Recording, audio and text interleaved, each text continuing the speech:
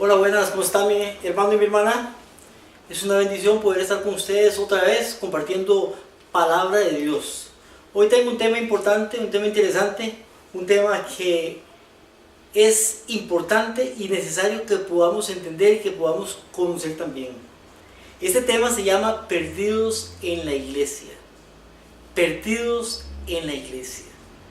Antes de estudiar este tema, quiero primeramente que nos pongamos en oración para que Dios nos pueda dirigir en este tema. Vamos a orar. Padre nuestro que estás en el cielo, te damos gracias por un día más que nos da de vida, por el privilegio, Señor, de poder estudiar tu palabra. Te pedimos, Señor, que tú nos abras el entendimiento para poder entenderla, Señor, que nos des claridad también para enseñarla y que nos ayude, Señor, a ponerla en práctica. En el nombre de Jesús, amén.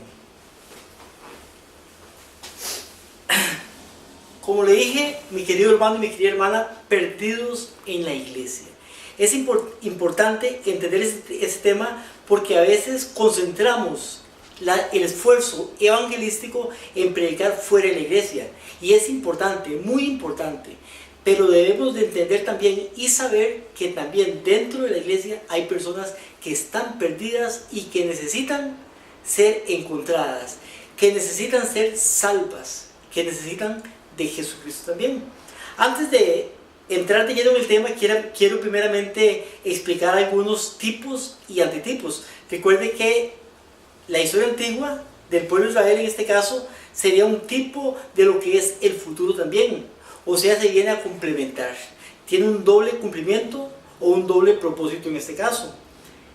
En este caso, cuando hablamos de Israel, Israel era el pueblo de Dios. Fue el pueblo de Dios. Ya hoy no es el pueblo de Dios. Fue el pueblo de Dios hasta el año 34. Pero antes era el pueblo de Dios. Ahora Israel es tipo del pueblo de Dios hoy en día. Si usted quiere conocer, saber, entender sobre la situación, sobre la condición del Israel hoy en día, el Israel espiritual, entonces tiene que entender el Israel antiguo, el Israel literal en este caso. Ahora, el Israel literal, que es el pueblo de Dios o era el pueblo de Dios en su tiempo, tenía personas, estaba compuesto de personas al igual que el Israel espiritual en ese tiempo. Israel, el país llamado Israel, era el pueblo de Dios. La iglesia adventista del séptimo día, el pueblo de Dios en el tiempo del fin. Importante saber, es importante que usted y yo podamos ser parte de la iglesia adventista. Ahora, es importante, pero esa importancia, lo vamos a ver con el estudio, no nos hace tener una seguridad de la salvación. Lo importante de esto es conocer el propósito por el cual usted y yo pertenecemos a esta iglesia. Sin embargo, vamos con este estudio. Entonces vemos que también el Israel literal, está compuesto por personas. Entre las personas en el Israel literal antiguo, habían líderes. Habían personas que tenían mucho conocimiento. Hubieron profetas y muchas personas que usted sabe porque usted ha escuchado, ha leído la historia. Sin embargo, si nos vamos al tiempo de Jesucristo, en el tiempo de Jesucristo había líderes. El mayor líder en el tiempo de Jesucristo era Caifás, que era el sumo sacerdote. Sin embargo, el hecho de que era líder, que era el ejemplo, entre comillas, no lo hacía él estar salvo, aunque pensaban que por ser hijos de Abraham tenían la seguridad de la salvación. Sin embargo, usted conoce la historia y usted se da cuenta de cuántas veces erraron esas personas, incluyendo Caifás y los líderes religiosos en ese tiempo. Ahora, eso lo estamos aplicando a Israel. No lo estamos aplicando a las naciones vecinas, los griegos, los egipcios, los de Babilonia, los de Éfeso, los de Esmirna, Tiatira y todos esos lugares que había en ese tiempo. Esto lo estamos aplicando a Israel, que era el pueblo de Dios. Ahora, ¿por qué Israel era el pueblo de Dios? No porque fueran los más capacitados, no porque fueran los mejores, sino porque Dios les dio un mensaje para su tiempo, un mensaje que debían de predicar. Antitipo, también Dios tiene un pueblo en este tiempo. Y ese pueblo es el pueblo de Dios, no porque sea mejor que otros pueblos, no porque sea mejor que otras iglesias, sino porque Dios nos ha dado un mensaje para enseñar. Un mensaje distintivo, una verdad presente para el tiempo en que estamos. Esa es la diferencia y por eso somos el pueblo de Dios. Aunque fuera del pueblo de Dios, aunque fuera de la iglesia de Dios, hay personas que también aman a Dios. Los gentiles en este caso sería el antitipo, pero no tienen el mensaje, pero aman a Dios. Entonces muchos de la iglesia del pueblo de Dios, al igual que en el antiguo, no se salvaron. Es más, la mayoría. Igual está y va a suceder en ese tiempo. Es lo mismo, mi querido hermano y mi querida hermana. Ahora, entonces vemos esto. Antes de seguir también quiero especificar que la Biblia habla muchas veces de la casa. Y quiero que usted sepa qué significa la casa. Vimos que el Israel simboliza hoy en día la iglesia. La iglesia de Dios en el tiempo del fin. La iglesia que tiene un mensaje. La iglesia adventista del séptimo día. Israel literal, Israel espiritual. Los dos están compuestos de personas, líderes, ancianos, pastores, miembros, personas que componen el pueblo de Dios, antiguamente y también hasta hoy.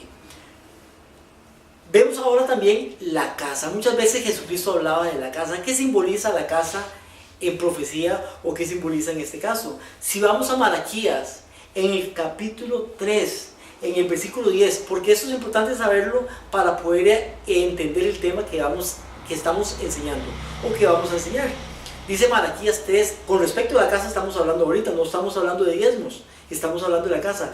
Traigan los diezmos al alfolí y haya alimento, ¿dónde? En mi casa. Y cuando dice ahí, en mi casa, no está hablando de la casa mía, del lugar donde yo vivo con mi esposa, con mis hijos, con mis hermanos, con mi familia. Está hablando de la iglesia.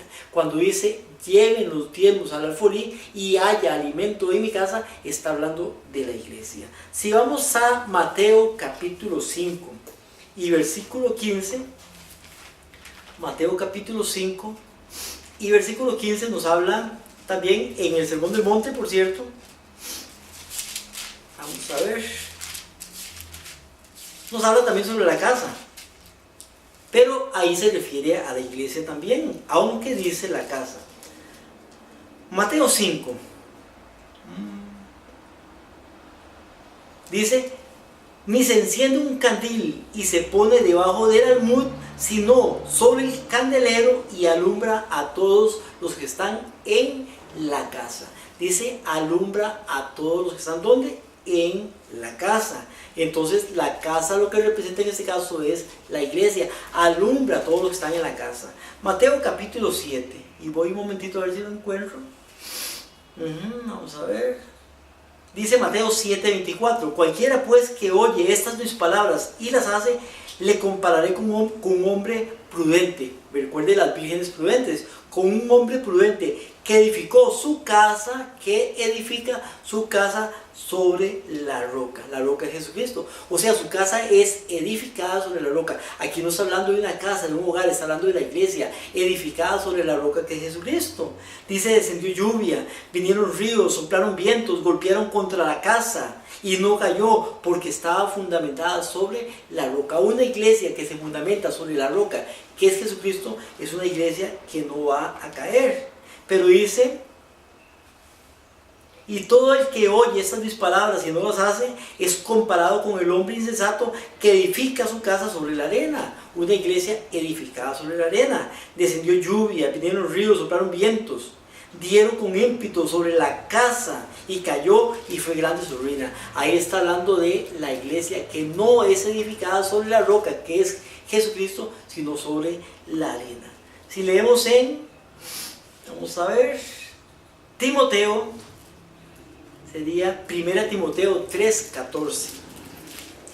1 Timoteo 3:14. Nos dice así: esto te escribo con la esperanza que vendré pronto a ti, para que si tardo sepas cómo conducirte en la casa de Dios. ¿Cómo conducirte dónde? En la casa de Dios. Habla de la casa. ¿Y cuál es la casa de Dios? La iglesia, que es la iglesia del Dios viviente, columna y apoyo de la verdad. La casa es la iglesia. Primera de Pedro 4:17 nos dice, primera Pedro 4:17. Dice, porque es tiempo de que el juicio comience por la casa de Dios. ¿Y cuál es la casa de Dios? Acabamos de leer la iglesia, que es columna y baluarte de la verdad. Es importante entonces entender también que la casa simboliza la iglesia. Eso es lo que simboliza la casa para poder entender ese tema. Ahora bien, importante, mi querido hermano y mi querida hermana, el pueblo de Israel es tipo del pueblo de Dios en el tiempo del fin, pero el pueblo de Israel tenía personas también. Ahora, Dios sabía la condición de esas personas, y más importante aún, Dios sabía por medio, porque Dios todo lo sabe y nos dio y lo reveló por medio de la profecía, de que el pueblo de Israel tenía de tiempo de gracia un límite. ¿Cómo sabemos el límite para el pueblo de Israel? Daniel capítulo 9, versículo 24 en adelante, nos habla de una profecía importante que usted debe saber. Esa profecía se llama la profecía de las 70 semanas, que inicia en el año 457 a.C. y termina en el año 34.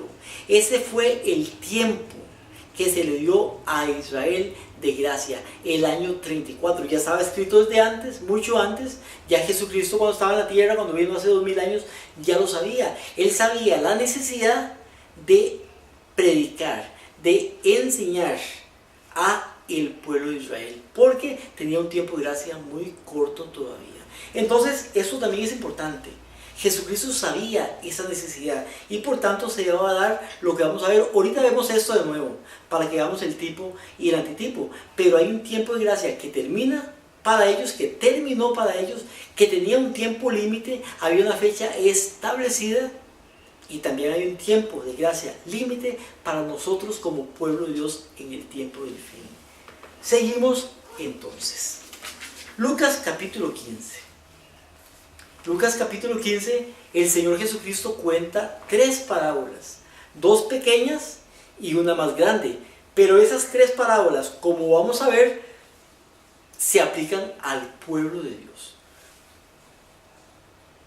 Lucas capítulo 15, versículo 1 dice que se acercaron a él todos los publicanos y pecadores para oírle. ¿Quién se acercó a él? Todos los publicanos y pecadores. Ahora, esos publicanos y pecadores que se acercaron a Jesucristo eran publicanos, personas que recogían impuestos, eran israelitas, y esos pecadores eran israelitas también, o sea, eran parte del pueblo de Dios en ese tiempo. Dice, y los fariseos, los escribas, murmuraban diciendo, o sea, que los fariseos y escribas, estudiosos de la ley, estudiosos de la profecía, gente que aparentemente era muy conocedora y que sabía el camino de la salvación, también estaban ahí. Dice, estos pecadores recibe y con ellos come. Él, Jesucristo, les relata una parábola diciendo, ¿qué hombre de ustedes teniendo 100 ovejas, si perdiere una de ellas, no deja las 99 en el desierto y va tras la que se perdió hasta encontrarla? Y cuando la encuentra, la pone en sus hombros gozoso. Entonces, tiene 100 ovejas. Recuerden que aquí está hablando al pueblo de Dios, al Israel antiguo. Está hablando de que en Israel, comparándolo en número con 100 ovejas, una oveja de esas se pierde. Y dice el versículo 6, versículo 5 dice, cuando la encuentra, la pone sobre sus hombros gozoso y la trae ¿dónde? Viniendo a su casa, reúne a sus amigos y a sus vecinos diciéndole regocíjese, etcétera, etcétera. El asunto aquí es que él trae la oveja ¿dónde? A su casa. Ahora, ¿qué simboliza la casa? Estudiamos la iglesia. O sea, que esta oveja está perdida en la iglesia. Es una oveja, símbolo de una persona perdida en la iglesia. Es una persona del pueblo de Dios que está perdido. En la iglesia no, disculpen. Es una persona del pueblo de Dios, pero está perdido. Ahora, esta persona no está perdida en la iglesia, está perdida fuera de la iglesia.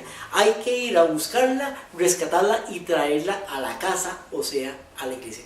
Pero está perdida. Lo importante en este caso es que la persona es parte del pueblo de Dios, es parte de Israel. No está hablando aquí de gentiles, no está hablando de personas de otras nacionalidades, está hablando de un israelita, pero lo compara aquí con una oveja. Después de esto cuenta la otra parábola en el versículo 8, o qué mujer que tiene 10 dracmas, recuerde que la mujer representa a la iglesia en profecía también, tiene 10 dracmas. El número 10 representa algo completo, o sea, todas. Como cuando dice 10 vírgenes, está representando todas las personas en la iglesia de Dios en el tiempo del fin. Cuando habla de los 10 leprosos, está representando los 10 pecadores, o sea, los 10 leprosos pecadores, pero todos pecadores en la historia. Cuando dice los 10 mandamientos, está representando algo completo también. El 10 representa un todo. Por eso dice, o qué mujer que tiene 10 dracmas. El dracma, en este caso, lo que representa son personas, individuos, miembros, en este caso, del pueblo de Israel, porque está hablando aquí del pueblo de Israel, aunque es un tipo también para el antitipo, y eso lo vemos también. Dice que si se perdiera un dracma, no enciende el candil y barre la casa, iglesia, y busca con diligencia hasta encontrarla.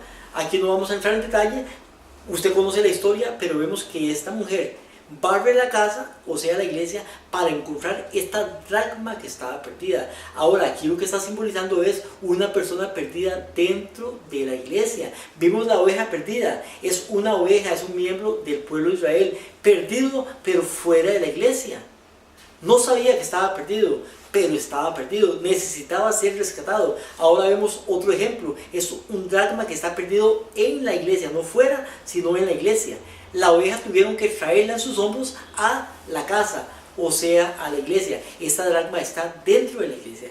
O sea, en otras palabras, hay personas dentro de la iglesia que son miembros de la iglesia, que van a la iglesia, que podrán dar sus diezmos en la iglesia, que podrán hasta dar estudios, que podrán hacer muchas cosas en la iglesia, hasta ser directivos tal vez en la iglesia y líderes en la iglesia, hasta pastores, ancianos, pero están perdidos. Entonces nos habla Jesucristo de dos tipos de personas diferentes, una por medio de la oveja, otra por medio de la dracma, que están perdidas en la iglesia. Una fuera de la iglesia, tiene que ser rescatada, llevada a la iglesia. La otra en la iglesia, aunque está en la iglesia, está perdida también. Después nos habla, que no lo leemos para no... usted conoce la historia del hijo pródigo. El hijo pródigo sí sabía, diferencia a la oveja perdida. La oveja perdida no sabía que estaba perdida, pero estaba perdida. El hijo pródigo sí sabía que estaba perdido. Entonces recuerde que cuando él llega, él regresa a su casa. ¿Dónde regresa? A la casa. ¿Quién lo recibe? El padre de familia lo recibe, pero también está perdido. Entonces vemos acá tres tipos diferentes de personas que están perdidas en la iglesia. Jesucristo sabe esto, Jesucristo cuenta esa historia, y él sabe que dentro del pueblo de Dios en ese tiempo, Israel, habían personas que estaban perdidas. Por tanto, él conoce la necesidad de llegar a predicar. Jesucristo predicó ¿cuántos años? 3 años y medio su ministerio, empezando en el año 27 y terminando en el año 31. 3 años y medio. Sin embargo, en estos 3 años y medio, usted se da cuenta que la predicación de Jesucristo se fundamentó, se estableció en Israel, a las ovejas perdidas de la casa de Israel. Por eso vamos a Mateo capítulo 10. Mateo capítulo 10 nos dice que al principio del ministerio Jesucristo llama a los 12 apóstoles. Al principio del ministerio.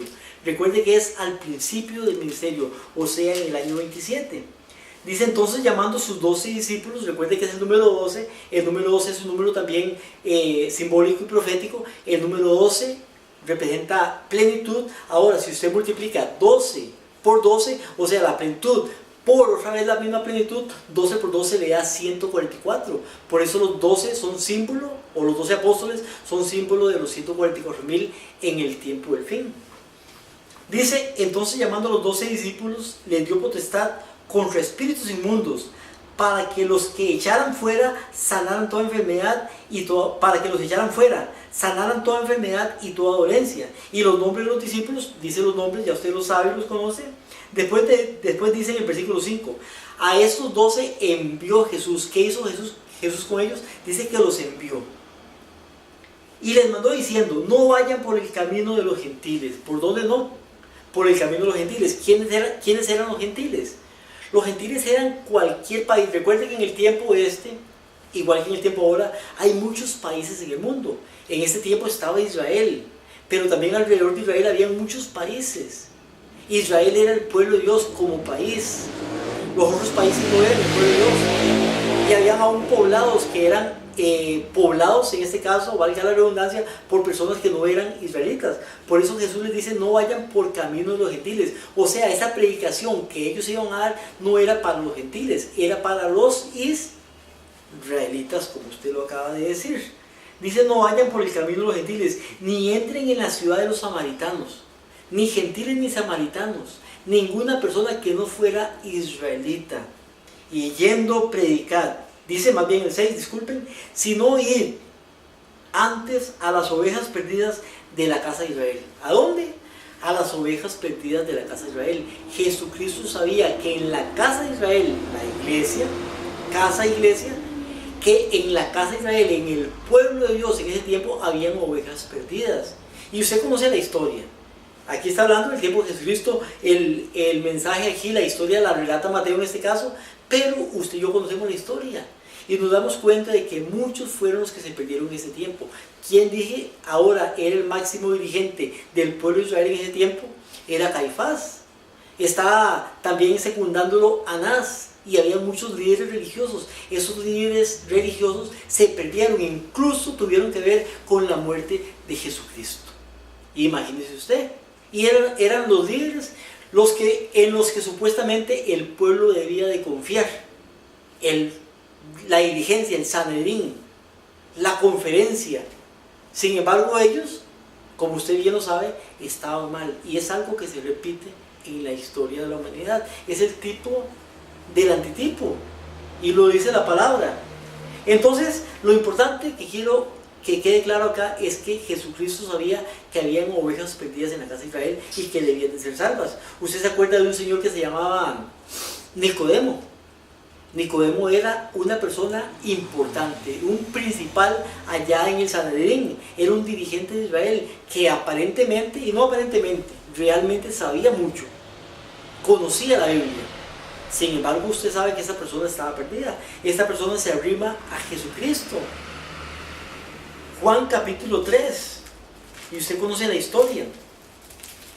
Juan capítulo 3, se arrima a Jesucristo y le hace una pregunta. Pero cuando le hace la pregunta, Jesucristo no va a la respuesta a la pregunta en sí, sino que va a la pregunta que está en su corazón, la necesidad que él tenía. Y le dice Jesús, de cierto te digo, el que no naciere otra vez no puede ver el reino de Dios. ¿A quién se lo estaba diciendo? A Nicodemo. ¿Quién era Nicodemo? Un principal, una persona de ejemplo en ese tiempo, y sin embargo esa persona no era salva en ese momento. Porque Jesucristo le dijo, si no naciere de nuevo, no puedes ver. Después, más adelante en el versículo 5 se lo repite, de cierto te digo, el que no nace del agua y del Espíritu no puede entrar en el reino de Dios. Y comienza a relatarle ahí, esto no es a lo que vamos. Sin embargo, lo que quiero que entendamos ahora es de que habían personas perdidas en la casa de Israel.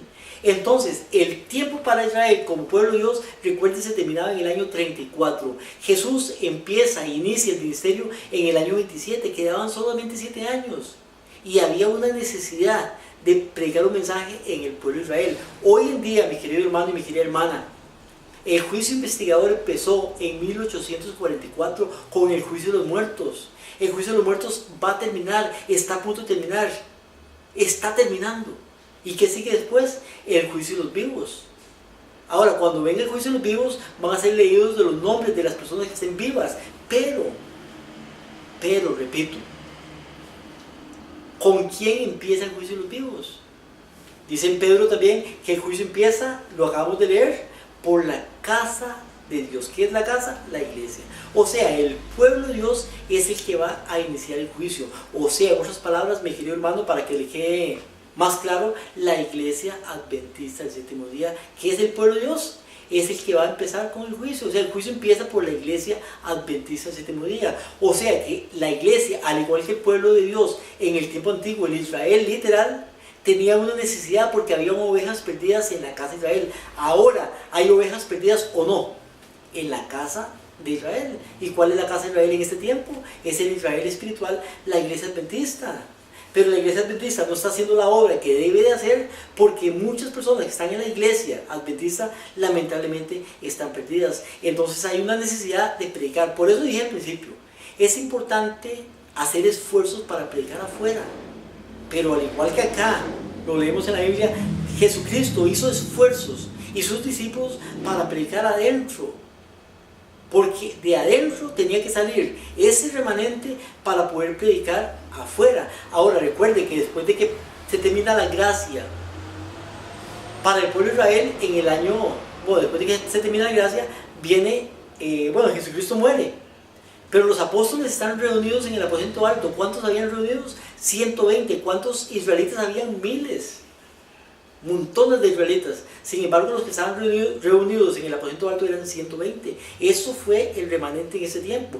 De estas personas que estaban acá fue derramado el Espíritu Santo y salieron a predicar. ¿Y cuántos se convirtieron?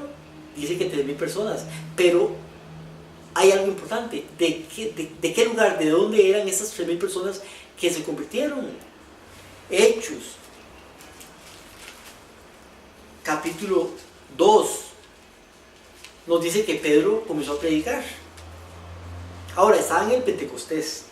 El Pentecostés era una fiesta judía, una fiesta israelita. Por tanto, todos los que venían a esta fiesta eran judíos de otros lugares, que vivían en Grecia, que vivían en Egipto, que vivían en Etiopía, que vivían en muchos lugares. De hecho, aquí en Hechos capítulo 2 vienen las nacionalidades. Vienen muchas nacionalidades, pero eran judíos, de otros lugares, pero eran judíos. Por eso cuando Pedro empieza con el sermón, dice, Hechos capítulo 2 dice, entonces Pedro poniéndose en pie, con los 11 alzó la voz y les habló diciendo, varones judíos y todos los que habitan en Jerusalén. ¿De dónde eran? Eran varones judíos y los que habitan en Jerusalén, o sea, los judíos que habitan en Jerusalén. El versículo 22 dice, varones israelitas, oigan esas palabras. Jesús Nazareo, y comienza a hablarles de Jesucristo. ¿Pero a quién está hablando? A Jesús. Los que se convierten, 3,000 personas en ese día, eran personas de Israel. Hubo una necesidad de predicarle al pueblo de Dios, al pueblo de Israel. Entonces era la gran necesidad. Lucas capítulo 10. Lucas capítulo 10. Espero que no se me termine la carga aquí en la cámara. Pero Lucas capítulo 10 nos dice que Jesucristo, después de haber llamado a los 12, llama a 70. Y dice, después de esas cosas designó el Señor también a otros 70. Y los envió de 2 en 2 delante de su faz a toda ciudad y lugar donde él había de venir. Y le dijo, la mies a la verdad es mucha, mas los obreros son pocos. Por tanto, rogad al Señor de la mies que envíe obreros a su mies. E id. He aquí yo os envío como cordero en medio de lobos. No llevéis bolsa, ni alforja, ni calzado, ni a nadie saludéis por el camino. En cualquier casa donde entren, primeramente decid paz sea en la casa. Y si hubiera algún tipo de hijo de paz, vuestra paz reposará sobre él. Y si no, se volverá contra ustedes. Posad en aquella misma casa, comiendo, bebiendo lo que les dieren. Vean qué importante. Jesús les dice a ellos que vayan y duerman en esta casa, comiendo y bebiendo lo que le den. Porque el obrero es digno de su salario. No os paséis de casa en casa, y en cualquier ciudad donde entren y os reciban, comed lo que os pongan por delante. Dice, comed lo que os pongan por delante. ¿Por qué? Si los judíos tenían un régimen alimentario, el pueblo de Israel literal, al igual que el pueblo de Israel de hoy, o el pueblo de Israel actual, el pueblo de Israel espiritual. Pero le dice, donde vayan, lo que le pongan para comer, lo que le pongan por delante, cómanlo. ¿Cómo entendemos esto? Jesucristo manda a estos 70 personas a predicar a Israel, no a los gentiles, sino a Israel. Los israelitas tenían un régimen alimenticio igual todos. Ellos donde iban a predicar no iban a recibir carnes inmundas, ni comida inmunda, ni bebidas que no fueran aceptadas por Dios, porque eran israelitas. Por eso dice, donde vayan, reciban. ¿Por qué? Porque estaban siendo enviados a predicar a Israel. Todavía no era el tiempo para los gentiles, todavía era el tiempo para Israel. Entonces vemos que hay un mensaje para el pueblo de Dios. ¿Por qué? Porque hay ovejas perdidas en la casa de Dios. Hechos capítulo 1, versículo 8. Hechos capítulo 1, versículo 8. Leo primero Mateo 28, 19. Mateo 28, 19, porque esa es la encomienda de Jesucristo. Recuerde que Mateo empieza con la historia de Jesús, avanza por todo el ministerio de Jesucristo, llega a su muerte y ahora viene acá la gran encomienda. Después del ministerio, entonces Jesús les dice a los discípulos: por tanto, id, enseñad a todas las naciones, bautizando en el nombre del Padre, del Hijo y del Espíritu Santo, enseñándoles que guarden. Bueno, lo importante aquí es que dice que los manda a todas las naciones. ¿Cuándo? Después de los 3 años de ministerio, después de ese tiempo, entonces los manda a las naciones. Pero primeramente el mensaje para ellos fue a las ovejas perdidas de la casa de Israel. A ellos fue el mensaje primeramente. Después de esto, después de los 3 años y medio ubicados cronológicamente, los envía a todas las naciones. Por eso dice Hechos capítulo 1, versículo 8.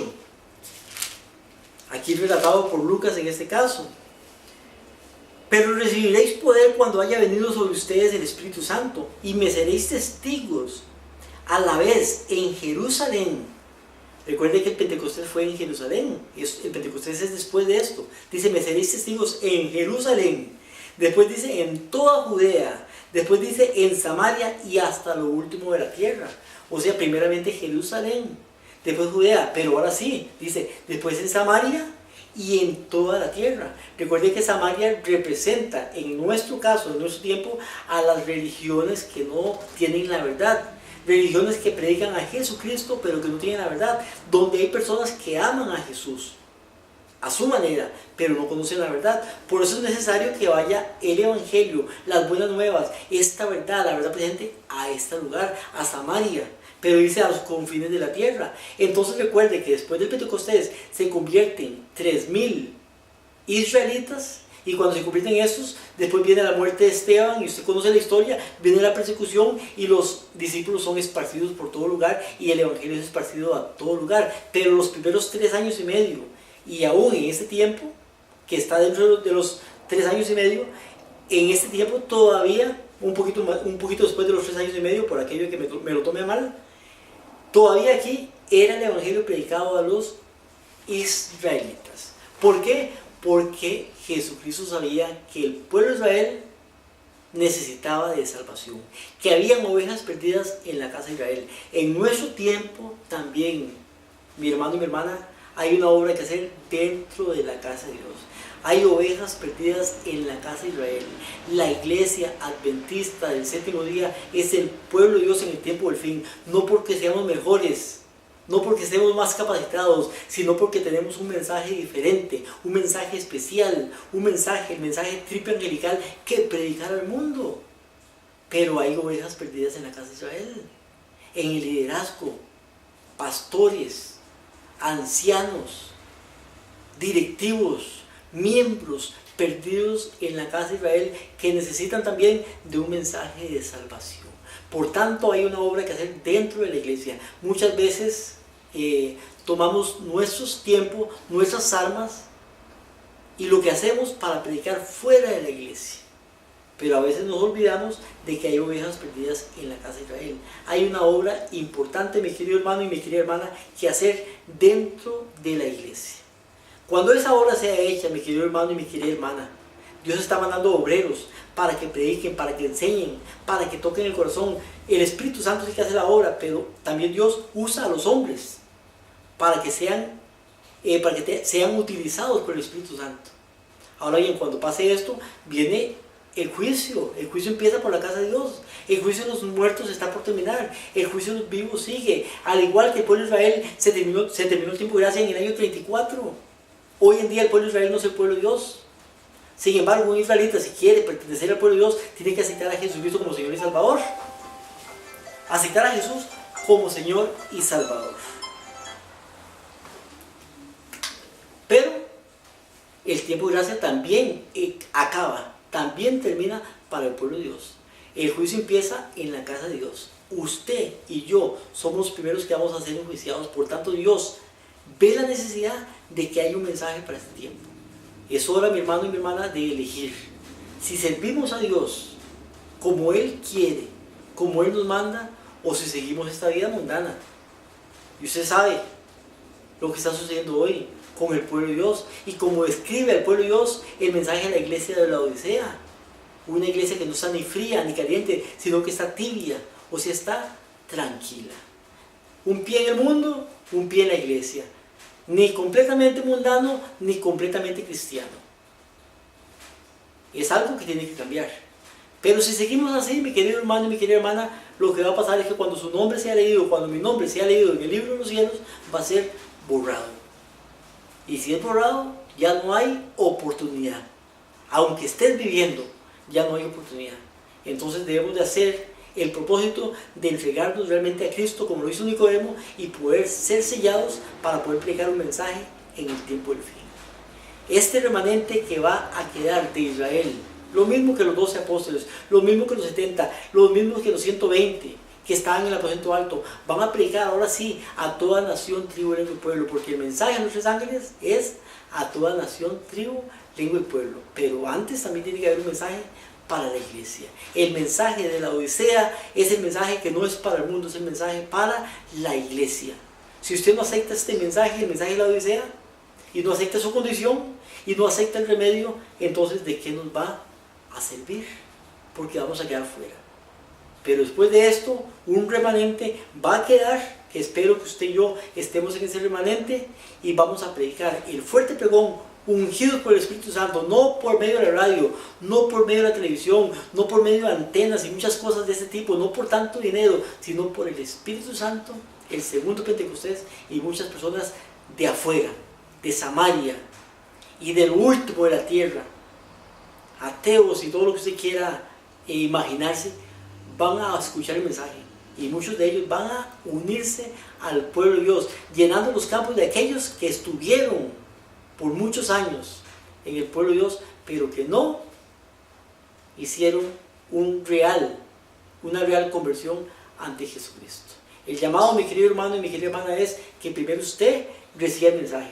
Si usted es una de esas ovejas perdidas, que Jesucristo la está buscando por medio del pastor de las ovejas, por medio de la mujer que barría la casa, o está tocando su corazón para que regrese otra vez, y el padre de familia puede quitarle esa ropa sucia, entonces acepte el llamado, acepte a Jesucristo para que sea parte del remanente. No sé cuánto tiempo, mi hermano, 6 meses, 8 meses, 1 año, 1 mes, pero pronto los libros de los cielos van a ser cerrados en lo que tiene que ver con los muertos, y los vivos van a ser juzgados, y el juicio empieza por la casa de Dios.